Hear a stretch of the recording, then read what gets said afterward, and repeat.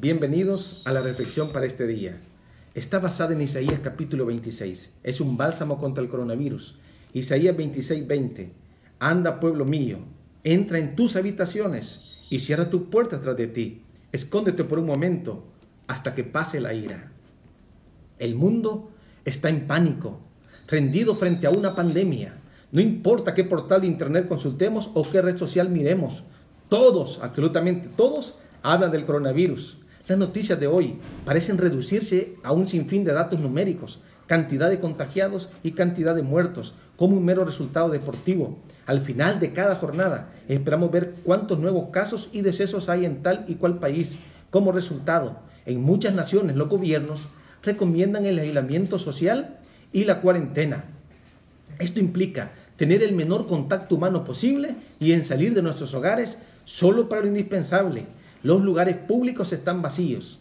La vida se trasladó casi íntegramente al interior de las casas. Días atrás, alguien me preguntó si existía algún versículo o historia en la Biblia que hablara de la cuarentena o de permanecer aislados. Sí existe, y es un texto enclavado en un contexto singularmente similar al que estamos viviendo hoy en día. Como si todo fuera poco, este versículo se encuentra en un capítulo maravilloso de la Escritura, Isaías capítulo 26. Te invito a repasar algunos versículos, porque sin duda son un reparo de tranquilidad y protección en medio de la lluvia de noticias alarmantes que escuchamos por doquier. Querido hermano, querido amigo, antes de sumergirnos en Isaías 26, no podemos dejar de mencionar el marco en el que se desarrolla este capítulo. Isaías fue un profeta llamado por Dios y desarrolló un ministerio en una época de gran prosperidad de Judá, bajo los reinados de Usías, Jotán, Acaz, Ezequías y Manasés. Pero como muchas veces sucede hoy, la prosperidad material había producido una decadencia espiritual. Las condiciones morales y sociales eran tristísimas, ya que se cometían injusticias en los tribunales, los magistrados aceptaban cohechos y los gobernantes se dedicaban principalmente a los placeres y a lograr ganancias personales. En aquel tiempo predominaban la codicia, la avaricia y la adoración a los dioses paganos. Cualquier semejanza con la realidad actual de nuestro mundo es pura coincidencia. Entonces, como mensajero del cielo, Isaías alza su voz y advierte al pueblo sobre tales condiciones.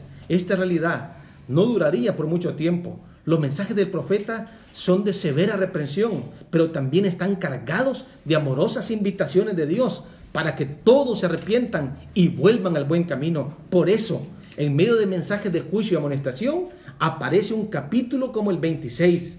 En estos versículos, queridos hermanos, queridos amigos, son un canto de esperanza, son un canto de confianza donde brillan los justos ante la crisis.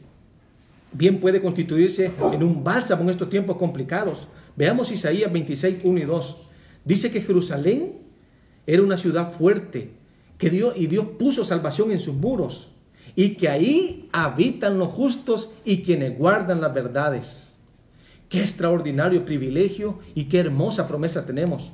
El privilegio es ser fiel a Dios y a su verdad, y la promesa es que Dios nos guardará.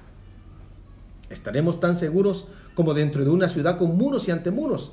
Isaías 26:3 es sin duda el versículo más conocido y repetido y memorizado de este capítulo. Dice que Dios guardará en paz o en perfecta paz a aquel que piensa en Él constantemente y confía en Él. Como cristianos contamos con algo que a veces alocada o frenéticamente busca la humanidad hoy: la paz. Y no es cualquier paz, es una paz perfecta. ¿Cómo obtener este tipo de paz en este mundo? En este tipo de mundo, obedeciendo a Dios y viviendo por fe.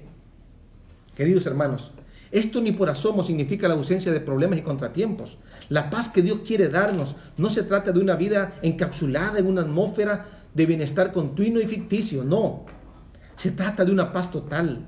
Antes del temporal, en medio del diluvio y luego de la catástrofe, esa paz es la que había obtenido Pablo aún en medio de azotes, en medio de persecuciones, naufragio, frío, hambre, sed, cárcel y peligros.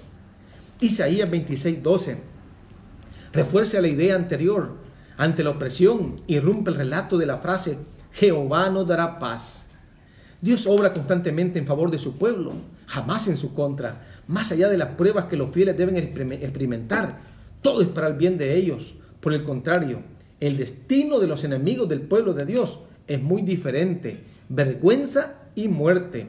Isaías 26:16 expresa que ante la urgencia desesperante, frente a la situación límite y cara a cara con el abismo, los justos buscan a Dios y derraman su alma en oración.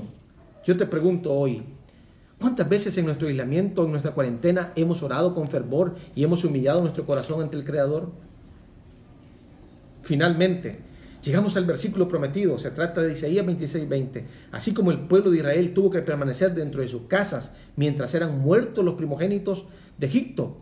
Y esto lo puedes leer tú en Éxodo capítulo 12. Dios invita a su pueblo a que se esconda en Él durante la crisis, que se esconda en Él durante los ataques y las pandemias, ocultos en Él, ya que Él es nuestro amparo y fortaleza, nuestro pronto auxilio en las tribulaciones. Al respecto, la escritora cristiana Elena G. de White comenta lo siguiente en Profetas y Reyes. Ella dice que la palabra que dirige el Señor a sus fieles es esta: anda, pueblo mío, entra en tus aposentos, cierra tus puertas y escóndete un poquito por un momento en tanto que pasa la ira, porque aquí Jehová sale de su lugar para visitar la maldad del morador de la tierra contra él. Y también agrega: la gran crisis está por sobrecogernos para hacer frente a sus pruebas y tentaciones, para cumplir sus deberes. Se necesitará de una fe perseverante, querido hermano, pero podemos triunfar gloriosamente. Nadie que vele y ore y crea será entrampado por el enemigo. Que Dios te bendiga en esta hora.